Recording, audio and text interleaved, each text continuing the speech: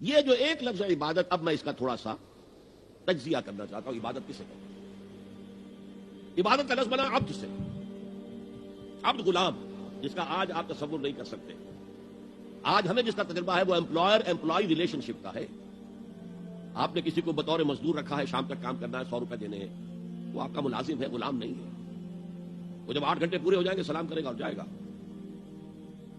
اور اگر آپ نے کسی کو رکھا ہے خانسامہ کی حیثیت سے اور آپ کہیں بھائی آج وہ نہیں آئی، بھنگن وغیرہ نہیں آئی ہے، ذرا جاؤ ہمارا وہ ٹوائلٹ صاف کراؤ، وہ صاف کر دے گا. جناب میں آپ کا خانسامہ ہوں، میں ٹوائلٹ صاف کرنے کے لیے ملازم نہیں ہوا.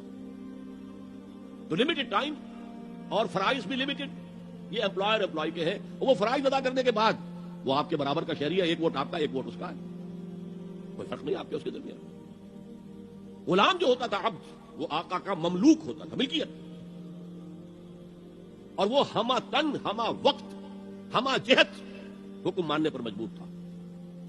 رات کو حکم دے رہا ہے تو نہیں کہنا صاحب آج وقت رات کا وقت ہے، آپ کیا حکم دے رہے ہیں، میں تو نہیں مان سکتا. ماننا پڑے گا کسی بھی وقت، کسی بھی نوعیت کا جو بھی حکم دے. ہما وقت ہما تن ہما جہت طاعت. اور یہ کہ اگر آقا نے کوئی کوٹڑی دے دی ہے کہ اس پہ رات کو سو جایا کرو، تو وہ اس کی ملکیت نہیں ہو جاتی، ملکیت آقا کی ہے. وہ خود ہی ملکیت اپنے آقا کا ہے. کوئی چارپائی دے دی ہے سو جایا کرو، تو وہ اس کی ملکیت نہیں ہو جاتی. تم بھی اپنے آپ کو کسی شے کا مالک نہ سمجھو. للہ ما فی السماوات و ما فی الارض، آسمانوں میں اور جو کچھ ہے زمین میں وہ اللہ کی ملکیت ہے. یہ عبدیت، یہاں تک کہ اگر آپ کو معلوم نہ ہو کہ اس زمانے میں آقا کو اختیار تھا جس طرح چاہے ٹارچر کرے، جس طرح کی چاہے تکلیف دے، اور جب چاہے قتل کر دے، کوئی مقدمہ نہیں. غلام کی طرف سے کوئی مدعی نہیں، کوئی اس پر پکڑ دھکڑ نہیں. تم نے کیا کیا؟ بالکل جیسے آپ کی بکری تھی، آپ نے ذبح کی اور گوشت پکا کے کھا لیا، کوئی آپ سے پوچھ سکتا ہے میری ملکیت تھی بکری، میں نے اس کو ذبح کیا، گوشت کھایا، تم کون ہوتے ہو پوچھنے والے؟ اسی طرح اگر وہ آقا جو ہے وہ غلام کو قتل کر دیتا تھا تو اس پر کوئی پوچھ گچھ نہیں تھی، کوئی بات پوچھ نہیں. اس معنی میں اللہ کے غلام بننا، ہما تن ہما وقت ہما وجوہ ہما جہت، اللہ کی غلامی، اللہ کی اطاعت ہے. یہ ہے عبادت کا ظاہری پہلو، یا میں کہا کرتا ہوں عبادت کا جسد، عبادت کا ظاہر، عبادت کا جسم جو نظر آتا ہے. ایک ہے عبادت کی جان یا عبادت کی روح جو نظر نہیں آتی. ہماری جان کہاں ہے کسی کو نظر آتی ہے، روح کہاں ہے کسی کو نظر آتی ہے. لیکن ہمارا وجود جان ہی سے تو ہے، جان نکل جائے گی تو پھر تو یہ جسد جو ہے یہ گل سڑ جائے گا. اگر جلدی سے تم نے اس کو پہنچا نہ دیا قبر کے اندر، یا جلدی سے کریا کرم نہ کر دیا اور اس کو جلا نہ دیا تو سڑے گا بری طریقے سے، متعفن ہو جائے گا. تو اگرچہ قرآن مجید میں محض اطاعت پر بھی لفظ عبادت کا اطلاق ہوا ہے.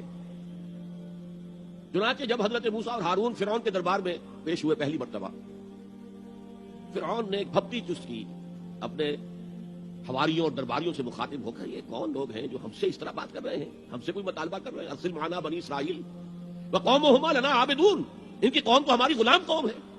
ظاہر بات ہے کہ وہ فرعون یا ان کی قوم کی پرستش نہیں کرتے تھے، عبادت نہیں کرتے تھے، لیکن چونکہ اطاعت پر مجبور تھے لہذا اس کے لیے لفظ اس نے استعمال کیا عابدون، قومہما لنا عابدون. اور ایک اور موقع پر یہ بات آئی کہ جب فرعون نے کہا الم نربک فینا ولیدا، اے موسیٰ تم وہی نہیں ہو جسے ہم نے اپنے محل میں پالا تھا، ہمارے ٹکڑوں پر پل کر ہماری بلی ہمیں کو میاؤں. تو حضرت موسیٰ نے کہا وتلک نعمت تمنھا علی ان عبدت بنی اسرائیل، بڑا احسان جتا رہے ہو میرے اوپر کہ میں تمہارے محل میں پلا بڑھا ہوں جبکہ تو نے میری پوری قوم کو غلام بنا رکھا ہے. عبدت، تو عبادت کا اطلاق محض اطاعت پر بھی ہے، چاہے وہ خواہی نہ خواہی ہو، مجبوری سے ہو، کراہت کے ساتھ ہو، لیکن یہ اطلاق اس پر ہوتا ہے. یہی وجہ ہے کہ آج کے دور میں جو جدید مفکرین ہیں اسلام کے، انہوں نے اس اطاعت کے پہلو کو اتنا نمایاں کیا ہے، اتنا نمایاں کیا، اس لیے کہ عام لوگوں کے ذہن سے یہ تصور گزر گیا تھا نماز روزہ حج زکات عبادات ہو گئی بس، اور کون سی عبادت چاہیے تمہیں. تو ان کو بتانے کے لیے نہیں، پوری زندگی میں اللہ کی اطاعت، ہم تن ہم وقت ہم جہت ہم پہلو اطاعت. تو یہ صحیح بات ہے کہ جو ایمفیسائز کی گئی، اور آج بہت سے لوگوں کے سامنے یہ بات آ چکی ہے، بہت بڑی تعداد میں امت اس حقیقت کو جان چکی ہے کہ اسلام صرف مذہب نہیں، دین ہے.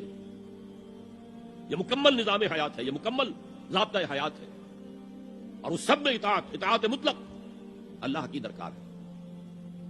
لیکن ایک پہلو ابھی پوری طرح اجاگر نہیں ہوا. اللہ کی عبادت میں اگر وہ بالاکراہ ہو رہی ہے، طبیعت کے خلاف ہو رہی ہے، تو وہ منافقانہ اطاعت ہے. جیسے کہا گیا یہ منافق نہیں نماز کے لیے کھڑے ہوتے مگر کسل مندی کے ساتھ اور بہت ہی طبیعت پر جبر کر کے. کیا کرے، اس معاشرے میں کوئی مسلمان سمجھا ہی نہیں جا سکتا تھا جو نماز نہ پڑھتا ہو تو نماز تو پڑھنی پڑ رہی، وہ منافقت ہے. اللہ کی اطاعت کاملہ اس کی محبت شدیدہ کے تحت، اس کے شکر کا جذبہ، اے اللہ تیرے لیے حمد ہے، کل شکر تیرے لیے، کل ثنا تیرے لیے، اس شکر اور محبت کے جذبے سے والذین آمنوا اشد حبا للہ، اہل ایمان تو وہ ہے جو شدید ترین محبت کرتے ہیں اللہ کے ساتھ. تو اللہ کی اطاعت مطلق، اس کی محبت شدیدہ کے ساتھ دو چیزیں جمع ہوں گی تو پھر وہ اللہ کی عبادت بنے گی. چنانچہ وہ جسد ہے تو یہ روح ہے، یہ جان ہے عبادت کی. اور فارسی کے دو الفاظ بخوبی ان کے فرق کو واضح کرتے ہیں. ایک ہے بندگی، جو ابھی میں نے شعر سنایا، بندگی وہ ہے اطاعت. ایک ہے پرستش. پرستش ہوتی ہے محبت سے. کوئی زر پرست ہے، کوئی شہرت پرست ہے، کوئی اقتدار پرست ہے، کوئی وطن پرست ہے، کوئی قوم پرست ہے، کوئی خود پرست ہے. یہ پرستش. پرستار کہہ دیتے ہیں آج کل جو مختلف ایکٹرز اور ایکٹریسز ہیں، ان کے جو پرستار ہیں، پرستار کہلاتے ہیں. تو اللہ کی پرستش کے ساتھ اس کی اطاعت مطلقہ جمع ہوں گے تو عبادت بنے گی. یہ تو ہو گیا عبادت کی تعریف کا معاملہ. اسی لیے امام ابن تیمیہ اور ان کے شاگرد جو سب سے بڑے شاگرد ہیں حافظ ابن قیم، انہوں نے عبادت کی تعریف جس طور سے بیان کی، امام ابن تیمیہ نے زیادہ زور دیا اطاعت پر، اور حافظ ابن قیم نے، وہ چونکہ صوفی مزاج آدمی تھے، انہوں نے مقدم رکھا محبت کو. العبادت و تجمع اصلین، عبادت دو چیزوں، دو بنیادی چیزوں کو جمع کرنے سے وجود میں آتی ہے. غایت الحب مع غایت الذل والخضوع، حد درجے کی محبت اللہ کی اور حد درجے میں اللہ کے سامنے بچ جانا، گر جانا. سر تسلیم خم ہے جو مزاج یار میں آئے، جو حکم ہے حاضر ہے پروردگار، جو حکم ہے حاضر ہے. اچھا، بعض چیزیں اس عبادت کے ساتھ ضمیموں کے طور پر ہیں.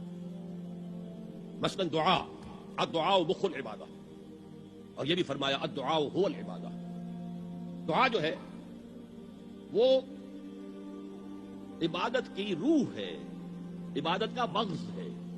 جیسے ہڈی، اس میں سے آپ نے وہ گلی کھینچ لی اور باقی پھینک دی. ماذ قرآن مغزہ برداشت ہے، استخاں پیش سگاں انداخت ہے. تو یہ جو مغز ہے، عبادت روح ہے، جوہر ہے، مغز ہے. دعا مغز ہے عبادت، بلکہ یہ بھی الدعاء هو العبادہ. اور کچھ افعال ایسے ہوتے ہیں کہ جو عبادت کے اظہار کے لیے ہوتے ہیں، تعظیم کے اظہار کے لیے. قنوت ہے، ہاتھ باندھ کر اور سر کو قدرے جھکا کر کھڑے ہونا. رکوع ہے، سجود ہے. اور پانچویں چیز عبادت میں اخلاص. کوئی ریاکاری نہ ہو، کوئی کسی کو دکھانا مقصود نہ ہو، کوئی اپنی شہرت مطلوب نہ ہو، کوئی اپنے زہد و تقویٰ کا اشتہار دینا مطلوب نہ ہو. اخلاص.